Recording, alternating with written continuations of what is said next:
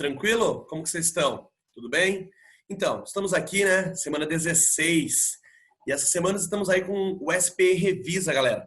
Vamos aí fazer uma revisão, né? Referente ao primeiro bimestre, galera. Tá? Vamos falar lá sobre o assunto, né? Transformação da matéria, no seu livro didático, volume 1, a unidade 1, que fala sobre transformações da matéria.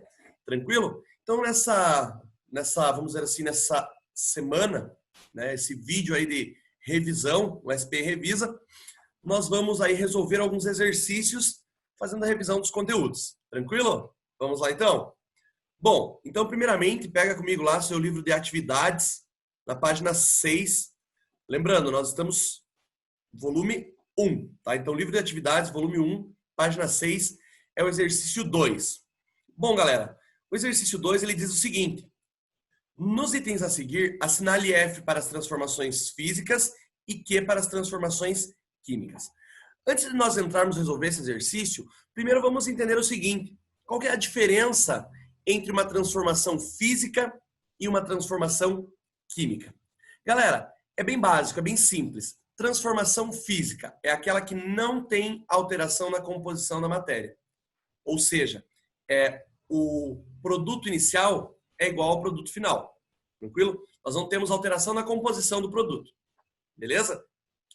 Agora, no caso da transformação química, é quando eu tenho alteração na composição.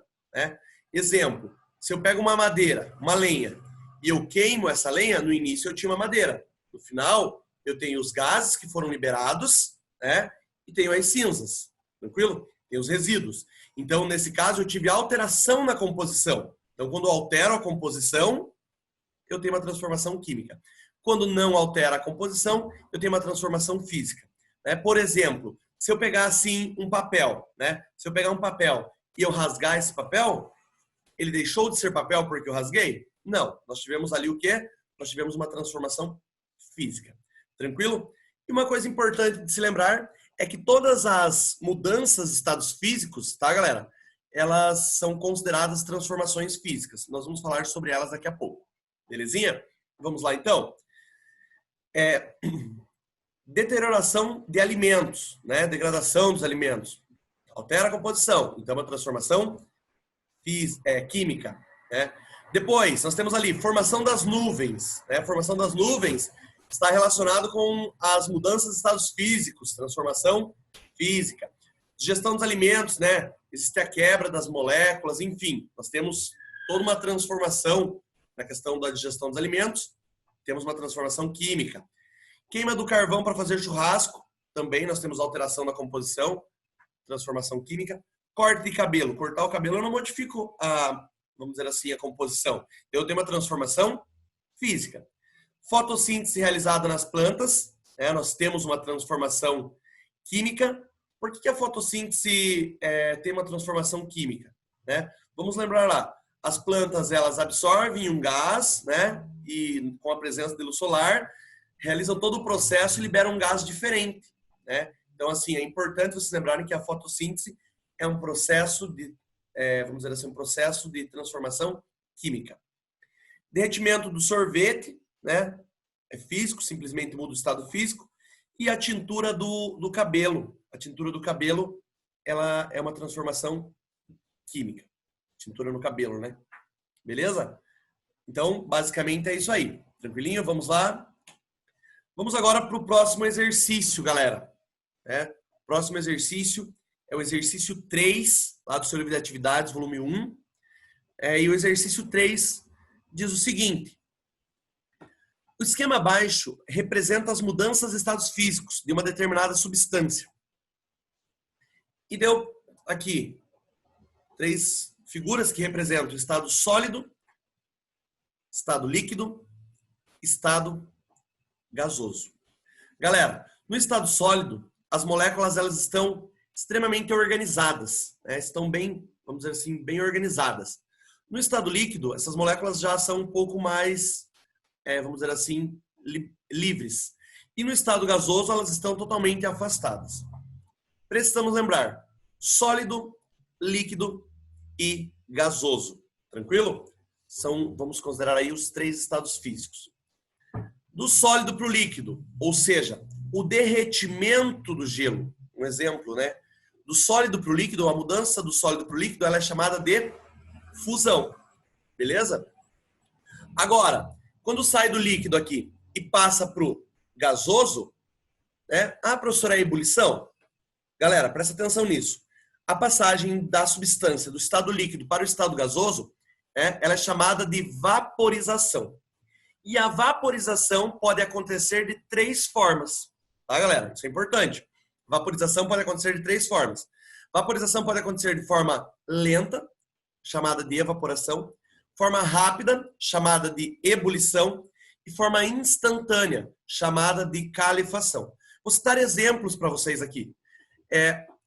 Um processo de evaporação, quando eu coloco a roupa para secar no varal. A água sai da roupa por um processo lento, evaporação. Quando eu pego e coloco água para ferver na chaleira, lá no fogão, né? Processo rápido, ebulição. E calefação, um exemplo de calefação, professor, qual seria a calefação? Galera, presta atenção, imagine que temos uma chapa extremamente quente, e eu molho a minha mão e eu faço assim, sai aquelas gotículas de água da minha mão e caem sobre a chapa. Aí elas fazem tss, e desaparecem. Esse processo foi um processo de vaporização por calefação. Tranquilo? Depois aqui, a passagem do estado gasoso para o estado líquido, né? Nós podemos lembrar que é conhecida como liquefação. Depois, vamos pensar lá, do estado líquido para o estado sólido, né? A fabricação do picolé, por exemplo. Nós temos aí a solidificação. E se for do estado sólido para o gasoso ou do gasoso para o sólido, nós chamamos então de sublimação. Tranquilinho? Nesse caso, a alternativa correta é a letra B. Beleza, pessoal? Vem comigo então. Exercício 4. Diz assim: indique o nome da mudança de estado a que corresponde cada imagem, bem como os estados da matéria envolvidos na transformação. Acabei de falar para vocês. Roupas estendidas no varal para secar. Vaporização, né? Por qual tipo de vaporização? Evaporação do líquido para o gasoso. Fabricação de picolés. Também citei. Solidificação, né? Do líquido para o sólido. Então, são dois, vamos dizer assim, os 2 estados envolvidos. Agora aqui, esse é bem importante. Efeito especial com gelo seco em show. Galera, o gelo seco do show é vamos dizer assim, pelo processo de sublimação. Temos envolvidos os estados sólido e gasoso. E o vidro do carro embaçado em dia de chuva, nós temos aqui um processo de condensação, né? Envolvido gasoso e líquido. Tranquilo? Beleza? Tudo sossegado? Vamos lá então para o próximo exercício? O próximo exercício é o exercício 7, né? Seu livro de atividades, página 9, galera. Tranquilinho? Bom, aí observem comigo lá. Ele diz assim: na ilustração ao lado é possível observar o que ocorre com o aquecimento de uma amostra de iodo sólido. Iodo sólido, galera. Beleza? Bom, com essas informações, analise os itens a seguir e marque V para verdadeiro e F para falso. Beleza? Vamos ler as alternativas? Letra A. No interior do becker ocorre uma transformação química em que o iodo sólido passa para o estado gasoso? Pessoal, primeiramente, se ele está falando do iodo saindo do estado sólido e passando para o estado gasoso, só estou mudando o estado físico.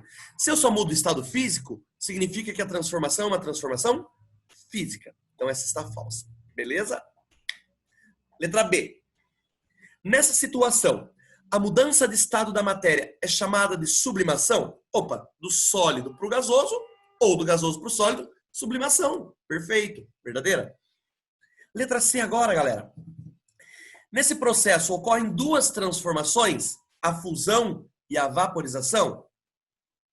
Não, né? Essa é uma alternativa falsa, né, galera? Agora, na letra D, a alteração do componente inicial caracteriza uma reação química? Bom, pessoal, a alteração do componente inicial caracteriza uma transformação química? Não, né? Se eu tivesse, por exemplo, assim, alteração na composição, né? Vamos dizer assim, lá no final da transformação, da reação, aí sim seria uma transformação química. Mas nesse caso, ela está falsa. Beleza? Vamos para o próximo? Próximo exercício é o exercício 9, lá no seu livro de atividades ainda, página 10. Tranquilinho? E ele diz assim: observe a curva de aquecimento de uma substância não identificada, que se encontra inicialmente no estado sólido. Beleza? Inicialmente no estado sólido. Ó, inicialmente estado sólido. Temos aqui estado líquido e temos aqui estado gasoso. Com base na leitura desse gráfico, responda os itens a seguir. Letra A. Até qual temperatura a substância permanece sólida? Pô, galera, fácil. Bem fácil. Observa comigo aqui. Nós temos aqui uma escala de temperatura em função do tempo. Beleza? Aqui, ela está sólida. Ela passa para o estado líquido 20 graus Celsius. Então, até qual temperatura ela se encontra sólida? Até 20 graus Celsius. Aqui, ó, vamos dizer assim, é o ponto de fusão, né? Ou seja, o que é ponto de fusão? Temperatura em que a substância passa do estado sólido para o estado líquido. E aqui, ó, é o ponto de ebulição. O que é ponto de ebulição? Temperatura em que a substância passa do estado líquido para o estado gasoso. Então, até 20 graus Celsius ela está sólida.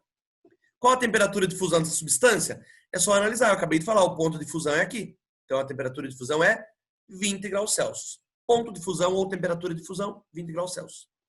Por quanto tempo essa substância permanece no estado sólido? Galera, bom, a substância permanece no estado sólido por aproximadamente 2 minutos. Na letra D, a partir de qual temperatura a substância se encontra no estado gasoso? Galera, lembrem, eu acabei de comentar com vocês, ó, aqui é o ponto de fusão, correto?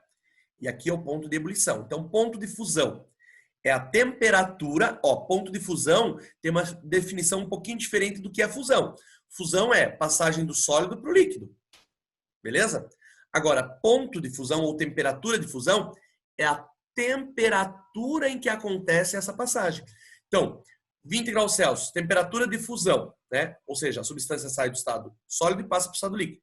Agora, ponto de ebulição é a temperatura em que a substância sai do estado líquido e passa para o estado gasoso. Então, na letra D diz assim: a partir de qual temperatura a substância se encontra no estado gasoso? Galera, é simples, fácil, a partir de 40 graus Celsius. Beleza? Uma informação importante, aproveitando já esse gráfico aqui, nós podemos perceber, pessoal, que nesse gráfico, nessa substância aqui, que não foi identificada, né? Ó, observe lá. Curva de aquecimento de uma substância não identificada. Eles não falaram qual substância era, simplesmente me deram esse gráfico. O ponto de fusão e o ponto de ebulição, eles estão constantes. Quando eu tenho ponto de fusão e ponto de ebulição constante, eu tenho uma substância pura. Agora, quando o meu ponto de fusão e o meu ponto de ebulição for variável, né? Vamos dizer assim, aqui essa linha está retinha, então constante. Se essa linha ela fosse, vamos dizer assim, estivesse um pouquinho na diagonal, se as duas estivessem na diagonal, não seria uma substância pura, seria uma mistura. Beleza? E além disso, também, só para nível de curiosidade, existem as misturas especiais, que são misturas eutéticas e misturas azeotrópicas. Tranquilo? Nós vamos falar sobre isso ainda. Misturas eutéticas, né? Misturas eutéticas é aquelas que apresentam ponto de fusão, vamos considerar aqui, ponto de fusão constante e ponto de ebulição variável. E mistura azeotrópica é o inverso. Ponto de fusão variável e ponto de ebulição constante. Beleza, gente? Tudo tranquilo? Agora vamos lá para o exercício 20 do seu livro de atividades, página 15. A queima incompleta do carvão produz um dos principais poluentes atmosféricos, o monóxido de carbono, conforme representado na equação. Carbono sólido mais gás oxigênio formando monóxido de carbono. Com base nessas informações e utilizando as leis de Lavoisier e de Proust, determine os valores que completam corretamente o quadro a seguir. Galera, primeiramente, observamos lá, massa atômica do carbono é 12, massa molar 12 U, massa molar 12 gramas. Massa, vamos considerar aqui, massa molar do oxigênio 16, e neste caso aqui, massa molar do CO fica com 28. Beleza, gente? Observe comigo aqui. Aqui é 16 por quê? Porque nós temos meio O2, né? Cada um é 16, 16 com 16 é 32. Como eu tenho meio, então aqui eu fico com 16. 16 do carbono é 16 do oxigênio, mais 12 do carbono dá 28. Tranquilo? Então essa aqui eu tenho a massa molar dessas substâncias. Então, 1 mol de carbono, 12 gramas. Meio mol de O2, 16 gramas. E 1 mol de CO, 28 gramas. Mas como que eu cheguei nesse 28? Galera, presta atenção. Ele deu para mim lei de Lavoisier e lei de Proust. Lei de Lavoisier é a lei de conservação das massas. A massa dos meus reagentes, a soma das massas dos meus reagentes, tem que ser igual à soma das massas dos meus produtos. Então, 12 mais 16 é igual a 28. Tranquilo? E lei de Proust é lei das proporções constantes. Tranquilo? Aqui, ele me deu 14, então significa que se 14 é metade de 28, aqui eu vou colocar 8, que é metade de 16, e aqui eu vou colocar 6, que é metade de 12. Tranquilo?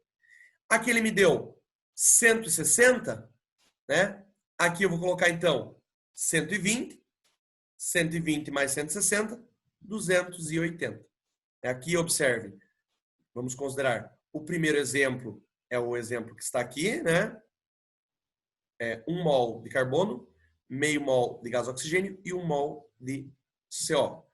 Aqui eu tenho, na verdade, vamos considerar assim, dividido, né? Tenho metade do que eu tinha inicialmente, e aqui eu tenho 10 vezes mais. Beleza, galera? Tudo tranquilo? Muito obrigado e até a próxima. Tchau, tchau.